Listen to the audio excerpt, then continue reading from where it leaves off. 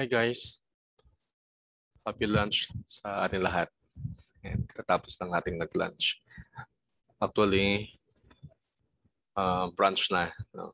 Kasalan doon ng lunch at breakfast. Okay? So, tira natin kung ano yung magiging takbo ni Dodge kung saan siya mag-aaw-aw. Okay, so ganun pa rin yung ating technical analysis. So una, tingin tayo sa daily time frame. Okay.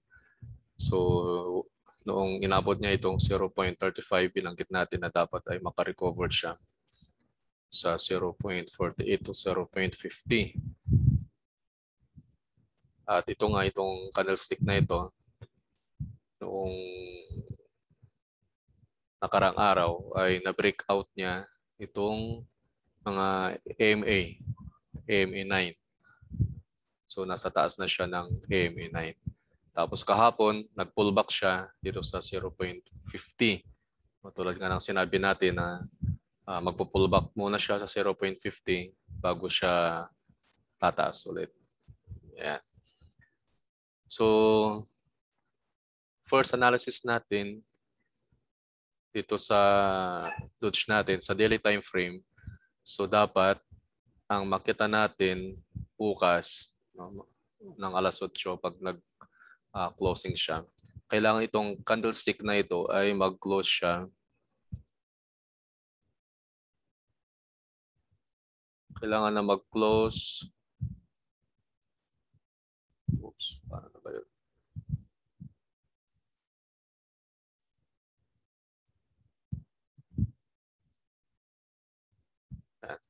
So, dapat mag-close ang candlestick natin bukas. So, halimbawa, ganito siya, no? So, kailangan mag-close siya bukas dito sa above 0.55, 0.57.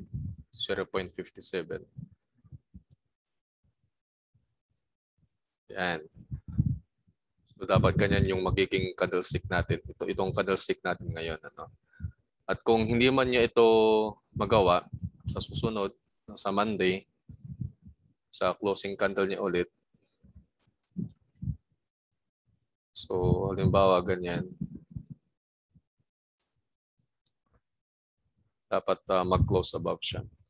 Ito sa 0.57 hanggang 0.60. Yan.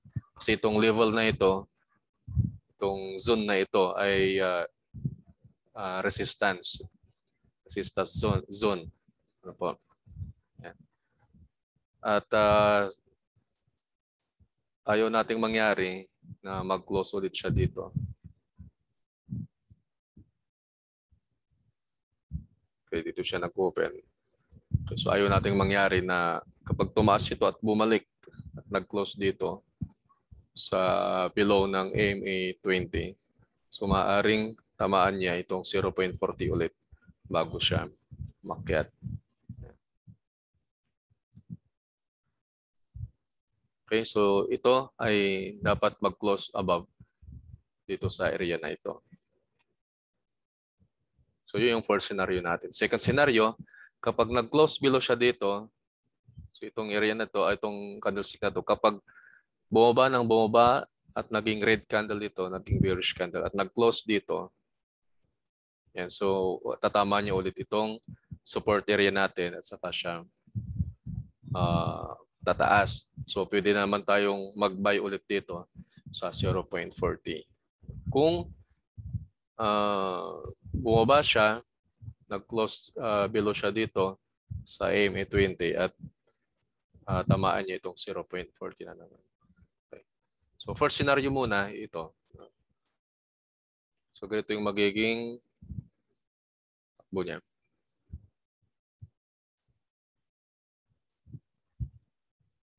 Yan.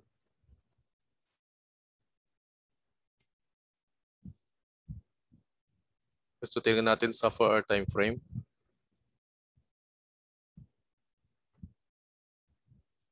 Okay, 4-hour time frame. So itong moving average natin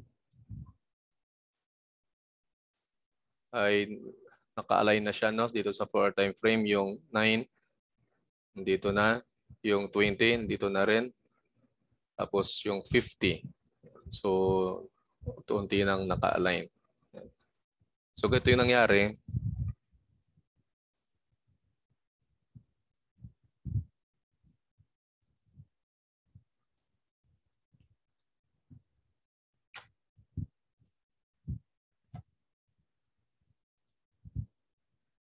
So, noong na-breakout niya itong level na ito, so magandang sinyalis yun. At na-breakout niya ulit itong area na ito. Tapos, nag-pullback siya sa 0.50. Kaya kung napanood nyo yung TI natin nung nakaraan, 0.50, after niyang tamaan itong 0.59, 0.60, pupullback siya sa 0.50. Kung nakapag-buy kayo dito, so magandang presyo niya, pivot point siya. Okay. Ayun, ang tinitingnan natin ngayon dito sa daily time frame, sa 4-hour time frame. So, tapos na yung kanyang pullback sa 0.50. Niretest niya itong tatlong EMA na kanyang binutas noong kahapon.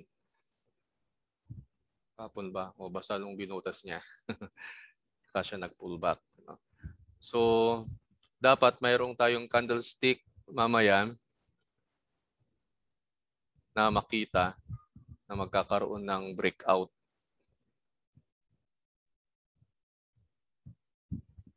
So, halimbawa, itong candlestick na ito. Itong candlestick na ito. So, dapat na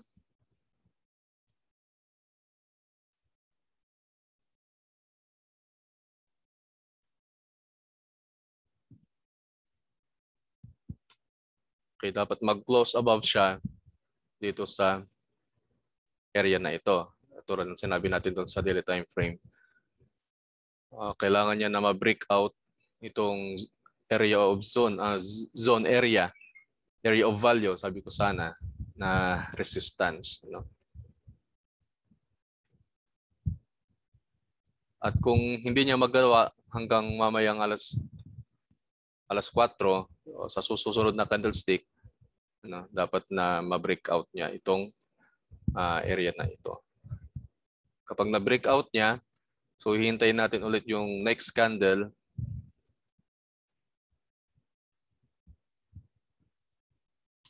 Ayan. Kailangan yung next candle natin ay nasa labas na siya ng area na ito. Okay. Kung itong candlestick na ito ay hindi pa rin niya ma-breakout, hindi pa rin siya makalusot dito sa zone na ito. So hintayin natin yung mga susunod na candlestick. So kung hindi man mamaya, hindi man kasi itong time frame natin ay every 4 hours. Kung pagkatapos ng closing candle nito ay hindi pa rin siya umabot dito, so hintayin natin ulit ng alas 8 dun sa next candle. Kung nag-close siya o hindi pa, hintayin natin ulit ng hanggang alas 12. So kailangan na mayroon siyang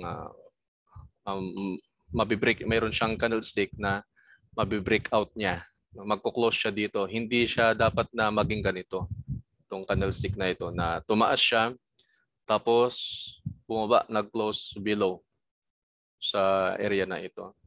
Kasi kapag nangyari 'yon, rejection ulit dito sa resistance na ito. So kailangan ganito yung makita natin na format ng candlestick. So yung magiging takbo niya,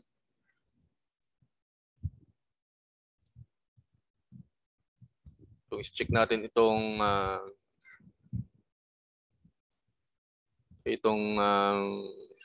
trend line support natin. After na break out itong trend line support pababa. So bumawi si Doge. Then na break out niya ulit itong trend line.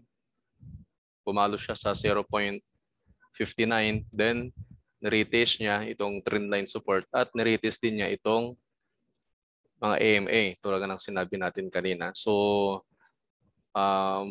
confluence, no, na talagang itong area na ito ay area of value.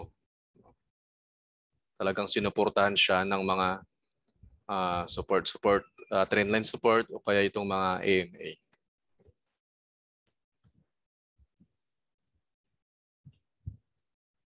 Okay, so pag na-breakout, halimbawa pumalo siya ng 0.60, papalo ulit yan, magpo-pullback yan ng konti, then 0.65, then pullback ulit. And so ganyan yung maaaring maging takbo ni Dodge sa mga susunod na araw. So pansinin ninyo na hindi siya talagang parang yung uptrend niya ay ganyan, no? So paunti-unti.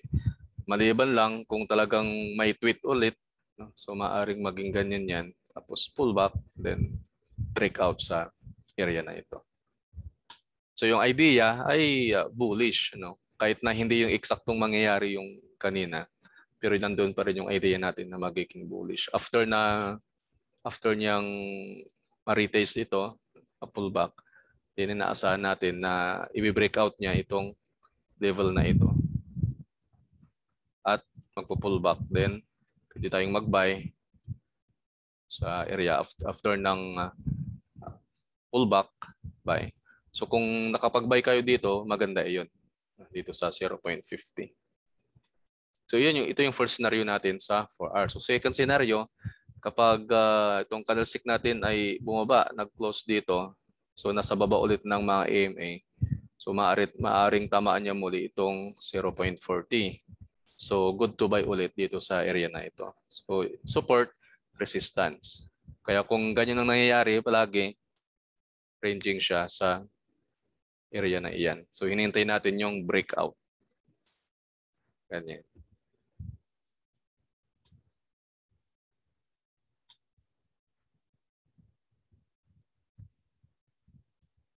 Okay, so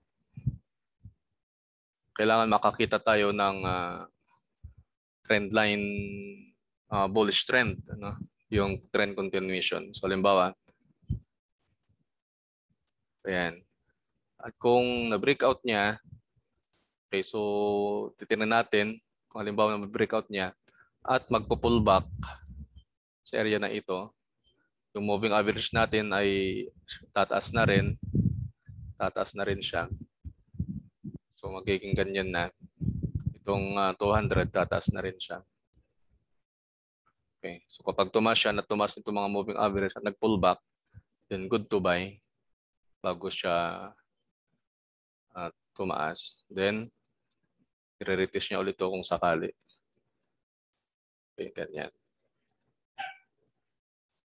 So ito yung magiging tinitignan natin dito sa Dodge. Sa aw-aw natin. Yan. Okay, tingin tayo ng iba. Dito tayo sa ADA. ADA. Yan. So si ADA, tingin tayo sa daily time frame. Tingin tayo kung mayroon siyang, okay. So 2018, ito yung all-time high niya, PTH niya, December 25. O January 1, 2018, all-time high. Tapos,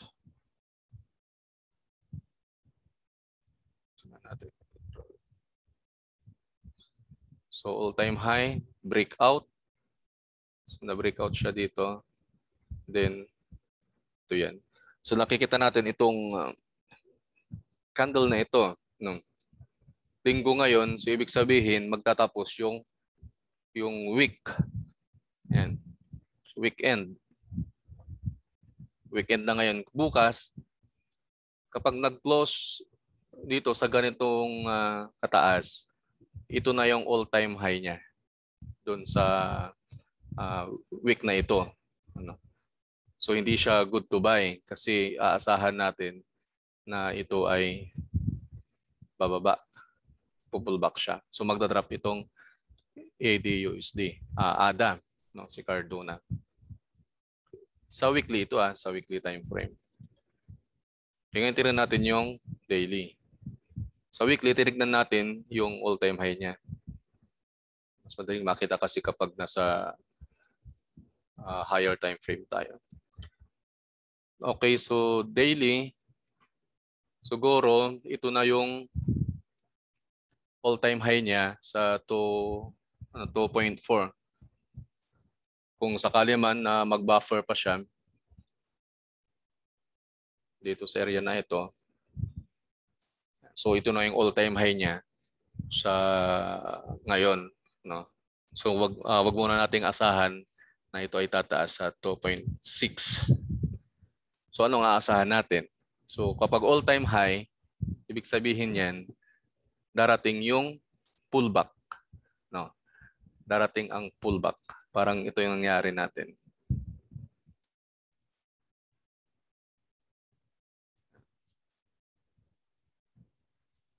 After na ma-breakout itong resistance na ito,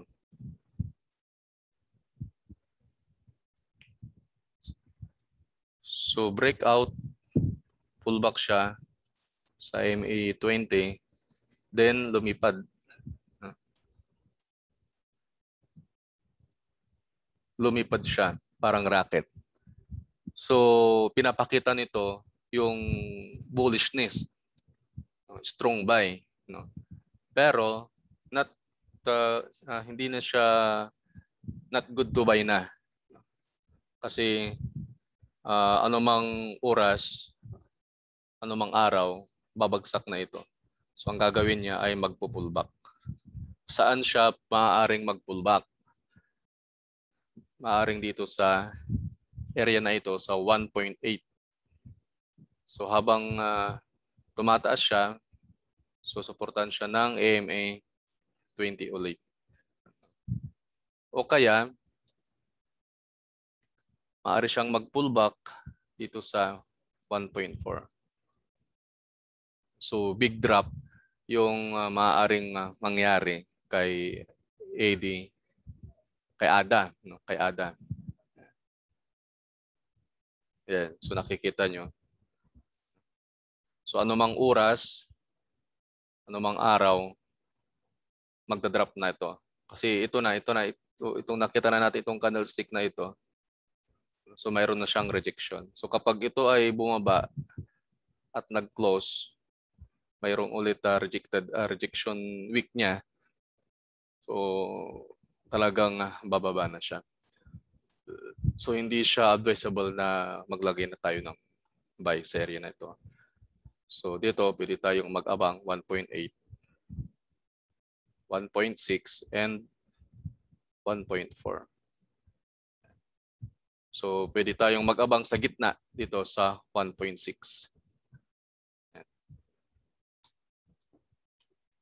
Sa daily time frame. Tingnan natin dito sa 4-hour time frame.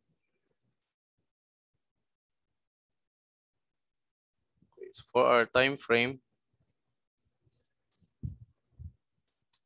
Okay, so nakikita natin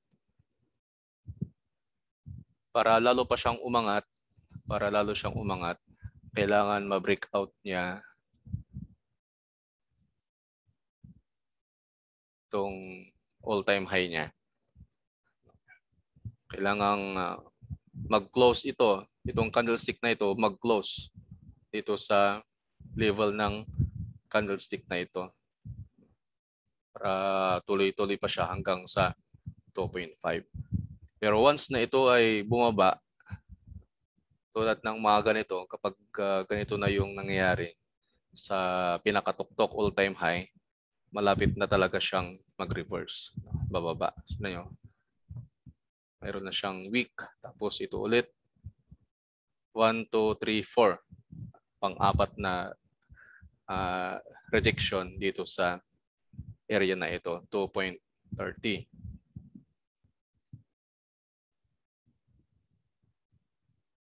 Kaya ang pullback niya,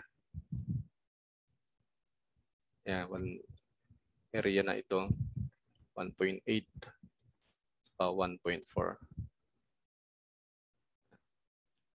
So, wag tayong magmadali para mag-buy. Hintayin natin na sumang-ayon, no, yung market doon sa ating level. Ano. Parang ko lang yan eh, parang nakikipagtawaran tayo sa nakikipagtawaran tayo sa palengke, di ba? Kung mahal, di ba? Kapag mahal, so hahanap tayo ng mura. Ano? Pero dito ang namamalingki, di ba? Kapag namamalingki tayo at nakita nating mahal, ang ginagawa natin, maghanap pa, di ba? Maghahanap pa tayo ng mura. Halimbawa, kamatis, bibili tayo ng kamatis at ang unang nakita nating kamatis sa 1 kilo niya ay 30 pesos. Pero nakita natin na medyo bumababang kamatis, so maghahanap tayo. So sabihin natin, ito yung 30 pesos. Ayan, ito yung 30 pesos. Ayun, naghahanap tayo na mas mura. Okay, naghahanap tayo ng mas mura. So binaliwan natin ito. Naglibot tayo, nakita natin ito. Sabi natin 25 pesos. Di ba? Yan, sabi natin 25 pesos. May difference siya na 5 pesos. Naglibot tayo ulit. Paglilibot natin, meron pa tayong nakita. Ito ulit. 1.8. Halimbawa, 20 pesos. 20 pesos. So, ang laki ng diferensya doon sa 30 pesos, 20, 25 at sa 20. Ano? So, example na lang, bumili tayo dito sa 30 pesos. Halimbawa, bumili tayo sa 30 pesos. Yan. Bumili tayo sa 30 pesos. So, nakabili na tayo. Habang naglilibot tayo, nakita natin na meron pa palang mas mura na kamatis. Anong mararamdaman ninyo? Anong mararamdaman ninyo? O syempre, manghihinayang kayo, di ba? Kasi meron pa palang mas mura. Paglibot natin muli, habang naglalakad tayo, may nakita pa tayo ulit, mas lalong mura. 20 pesos. Yan. 20 pesos.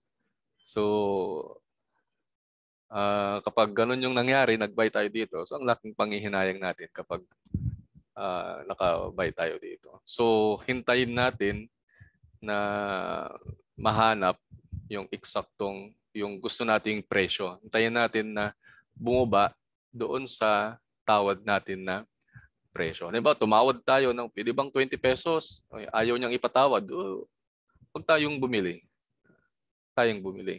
So, manghihinayang ka ba kung hindi ka bumili? Hindi. Diba? Kasi maghahanap ka. Yan. So, nakikipagtawaran tayo sa market. So, katulad din dito sa pagbabuy and sell natin sa crypto, sa forex, sa stocks. Hintayin natin na magmura. Hindi yung bad word. Hintayin natin na bumaba yung kanyang presyo. Saka tayo magbabay. Kung ang tawad natin ay sa 1.8, kung 1.8 yung tawad natin, saka tayo bibili, o di hintayin natin na mag 1.8. Kung ang tawad naman natin ay nung level ito. Yan, $2, diba? Halimbawa, o di hintayin natin. Hintayin natin yung kanya. So, pinaka-dip niya, so ito sa 1.8. Pwede rin siya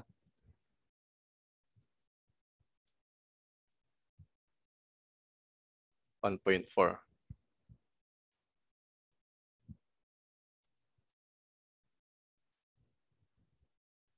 Yan. So, tingnan natin yung takbo ng market. So, wag tayong basta-basta magbabay. let the market comes to you. ETC. Okay, so after niyang tamaan itong AMA20, tumaas siya. Then nag-pullback ng konti at kailangan niya na mag-close above dito sa AMA9 dito sa daily time frame. Ano? So dapat maging blue ito. Itong candlestick na to, dapat tumaas siya dito sa 111 area o kaya 118. Yan, para tuluyan na siyang tumaas. For our time frame, okay. So ito 'yon parang sa Dodge natin. So kailangan itong candlestick na ito ay mag-close below above dito sa AMA. At yung next candle ay kailangan na nasa taas na siya ng AMA. Yan. Pag sa ganun ay aabante na. So pwede bang mag-buy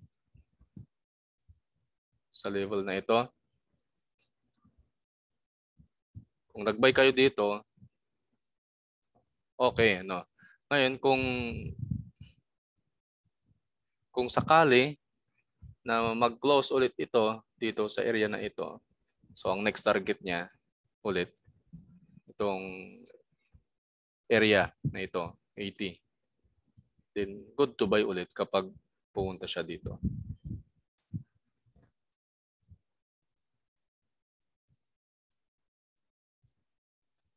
XRP. XRP USD.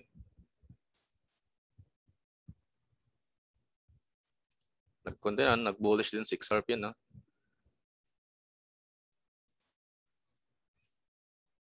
Ayan.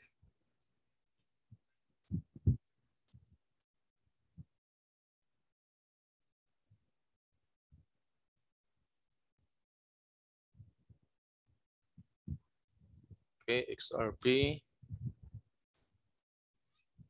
Go tayo ng trend line. Ito yung support area niya.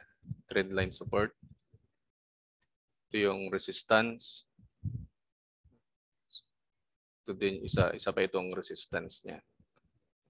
So sa XRP, kailangan niyang ma-break out itong resistance. So dapat mag-close above din siya dito sa area na ito. So kung nag-close siya, then plus formation candle, ayan. Parang nag-pullback na rin siya, din taas na. Pero kung hindi at nagkaroon ng rejection, so balik ulit siya dito sa trend line support habang ito naman ay pataas din to, same A50. Then re-retest niya ulit. Kapag ni-reject niya, balik ulit dito at hintayin natin na magkaroon ng breakout. So kapag nagkaroon ng breakout at nag-pullback sa area na iyan, pwede tayong mag-buy kung gusto natin. Then, retest ulit dito sa 1.8. Pullback ulit dito. So, ganyan yung magiging takbo ni XRP kung magkakaroon ng breakout dito sa area na ito. So, ito yung first scenario niya. Pero kung hindi nagkaroon ng breakout, bumaba, niretest niya, nirejected niya ulit, tapos tumaas, nireject niya ulit, at na-breakout niya itong trend line. So, ano ba itong moving average pag ganyan din? Na-breakout niya, then nag-retest siya, at nagkaroon ng rejection, babalik siya dito sa 1.20. 1.19. Yan. So good to buy kapag dito. Kasi support area. Then, ganyan ulit. So, kapag walang breakout dito sa area na ito, tapos ito, so ganyan yung magiging takbo. Pero kapag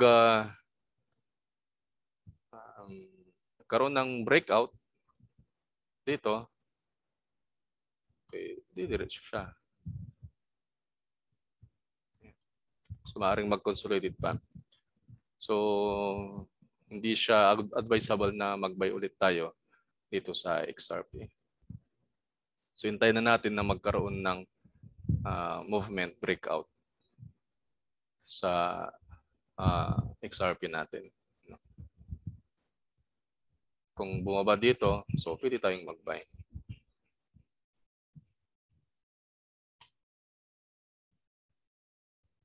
TRX.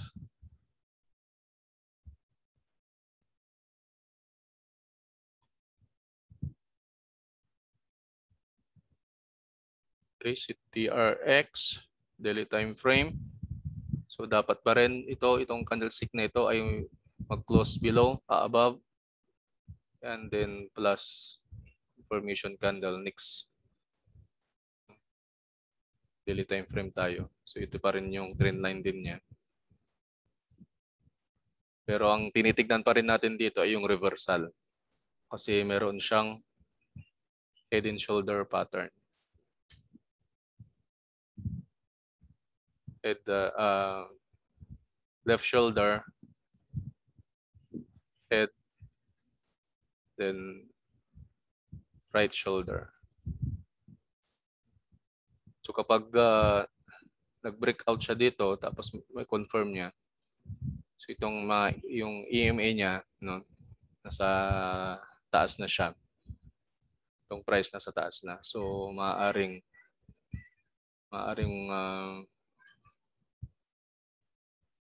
yung pagiging takbo niya parang doon sa parang ganoon din kay XRP. Yan. Breakout. Ganyan. Kaya kung nag-breakout dito, then good to buy sa area na ito. Kung di siya nag-breakout sa baba, halimbawa dito, nireject niya. Tapos sa trendline support naman ay nireject niya, bumalik siya, reject, bumalik ulit, tapos reject, then magkaroon ng breakout. So ang tawag po sa pattern na ito ay ascending triangle. Ascending triangle. Pattern ito ng bullish. Ganyan po.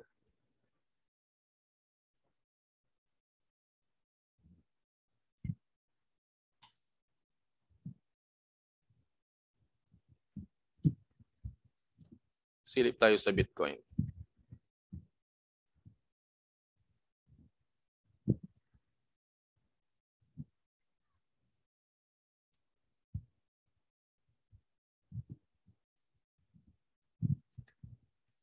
BTC USD.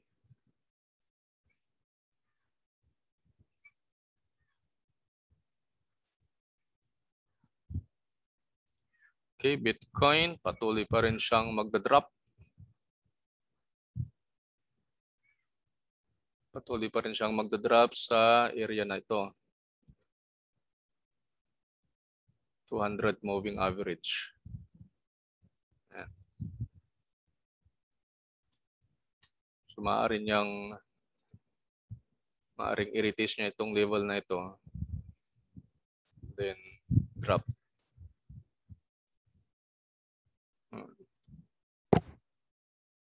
So kapag niretest niya ito, nagkaroon ng naging malakas siya, hindi siyang bumalik ulit dito. So kailangan na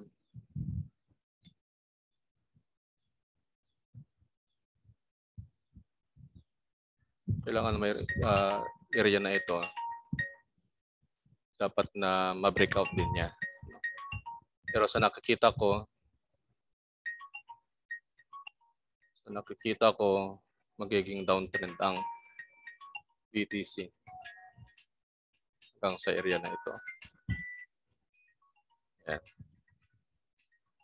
Hanggang sa $2,800 yung maaaring drawdown ng BTC.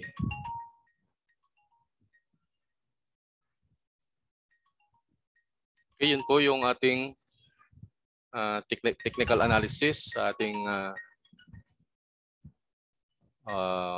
market sa crypto.